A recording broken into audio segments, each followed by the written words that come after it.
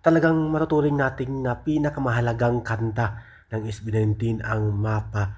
Dahil ito ay tungkol sa mga magulang na nagpursige at laging nagbibigay ng kalinga at pagmamahal para sa kanilang mga anak. Kaya maswerte tayo, mayroon tayong mga magulang at pwede ito maging tribute ang kantang to, Mapa. Mapa sa mga orphanage, sa mga taong nasa orphan na walang mga magulang na pwede i-tribute, maging tribute sa mga magulang, mama, papa, sa kanilang pagpursige sa mga anak. Visit orphanage kasi wala silang mapa. Ay, oo nga, oh.